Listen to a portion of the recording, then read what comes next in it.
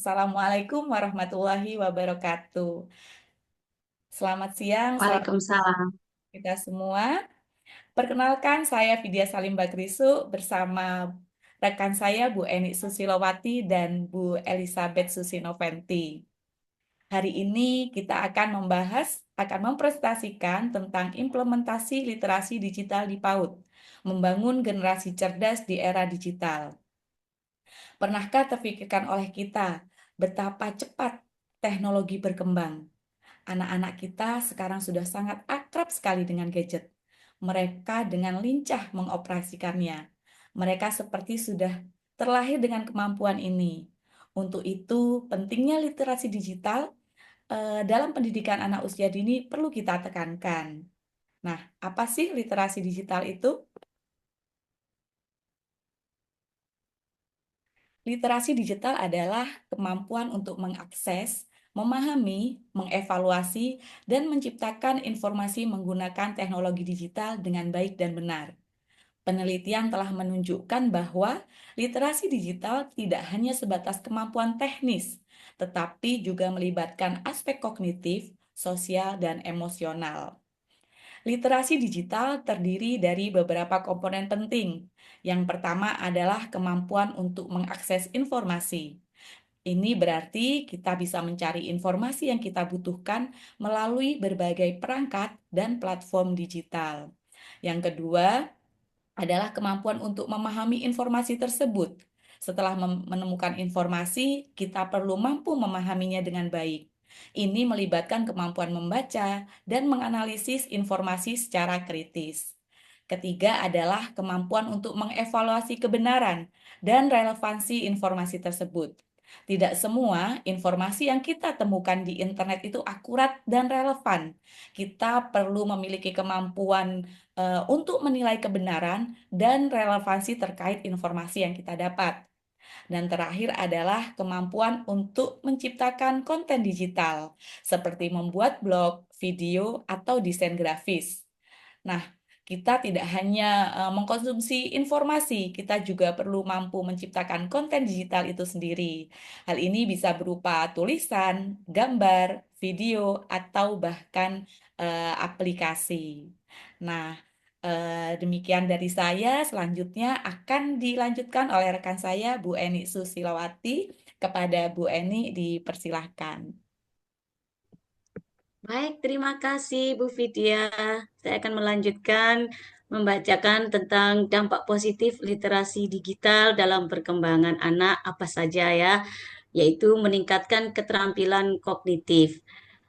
Teknologi digital menyediakan berbagai platform bagi anak untuk mengekspresikan kreativitas mereka, seperti membuat video, menggambar, digital atau menulis blog.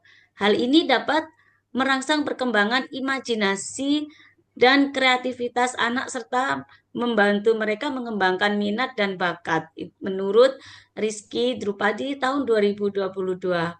Melalui interaksi dengan berbagai platform digital seperti YouTube, Instagram, TikTok, anak-anak dilatih untuk menganalisis informasi, membedakan mana yang benar dan mana yang salah, serta menarik kesimpulan yang logis.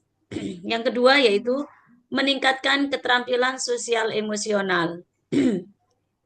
Permainan digital atau platform pembelajaran kolaboratif dapat berkontribusi pada perkembangan sosial anak seperti kolaborasi, komunikasi, dan empati. Dalam hal ini menurut Vincenzo Busisio tahun 2020.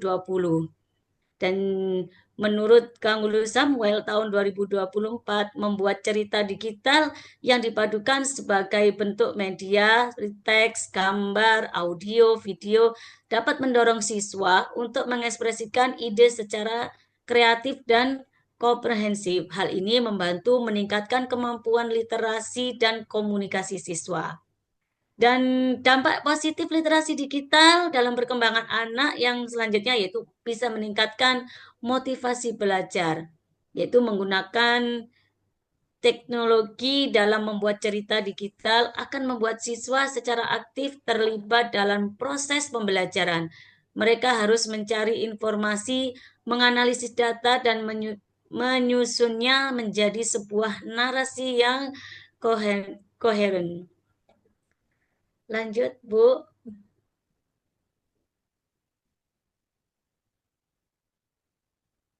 Dan untuk selanjutnya yaitu apa sih tantangan dalam implementasi literasi digital? Yaitu anak-anak kecanduan gadget. Ya, hal ini anak-anak yang terlalu sering menggunakan gadget atau perangkat digital bisa mengalami kecanduan. Ini berarti mereka menghabiskan banyak waktu di depan layar yang bisa mengganggu waktu belajar, bermain, atau berinteraksi dengan orang lain. Dampaknya kecanduan gadget bisa mempengaruhi kesehatan fisik dan mental anak, seperti gangguan tidur, penglihatan yang buruk, atau menurunnya kemampuan sosial karena kurangnya interaksi langsung dengan teman atau keluarga. Nah, kemudian eh, tantangan berikutnya yaitu konten negatif.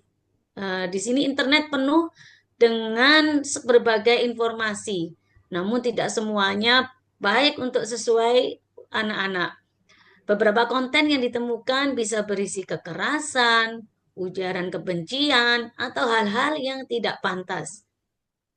Lalu, dampaknya anak-anak yang terpapar konten negatif bisa terpengaruh psikologis.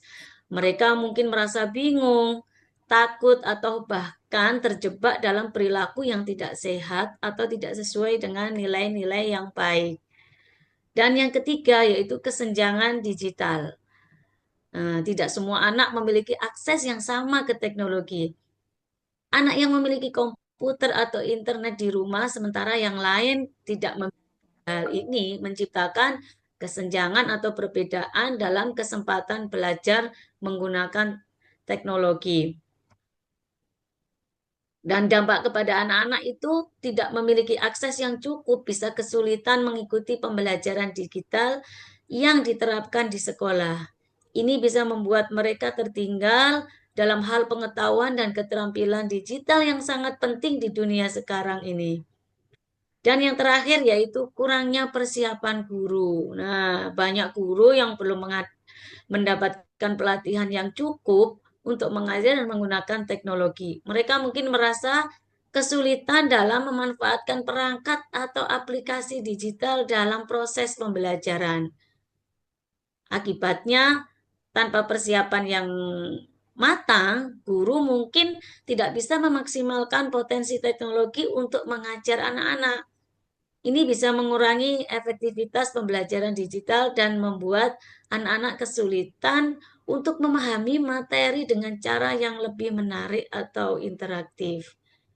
Jadi, meskipun teknologi digital memberikan banyak manfaat bagi anak-anak, tantangan-tantangan seperti kecanduan gadget, konten negatif, kesenjangan akses, dan kurangnya persiapan guru harus diatasi agar penggunaan teknologi bisa memberikan dampak positif bagi perkembangan anak.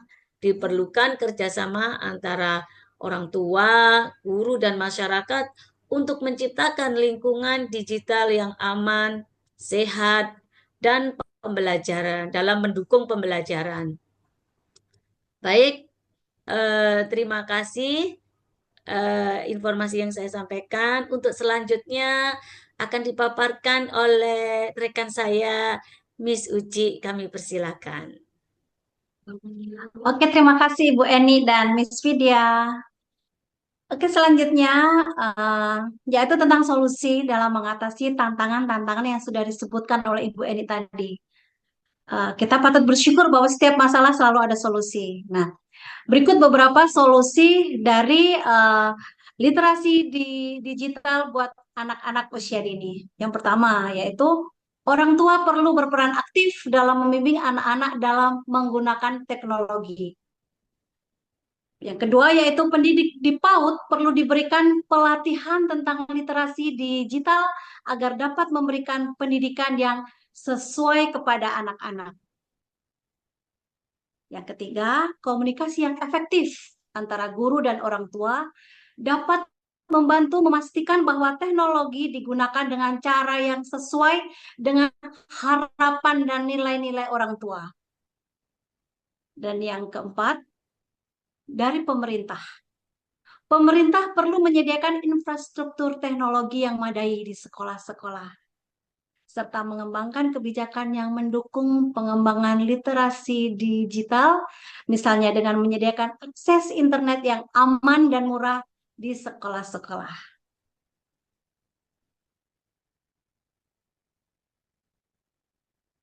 Selanjutnya yaitu kesimpulan.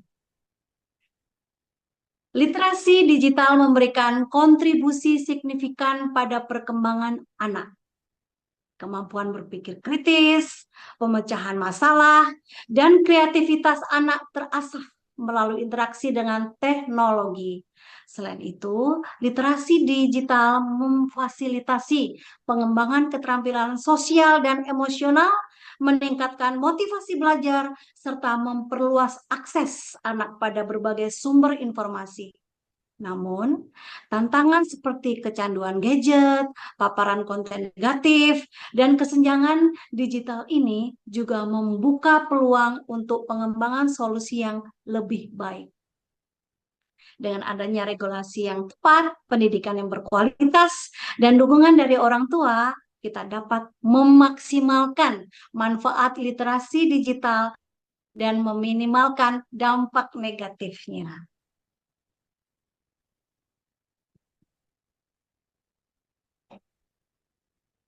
Nah, terima kasih Miss Uci dan Bu Eni Susilawati atas pemaparannya. Demikianlah presentasi dari kami. Tanggapan dan saran yang membangun akan sangat berharga untuk perbaikan kami selanjutnya. Terima kasih. Wassalamualaikum warahmatullahi wabarakatuh.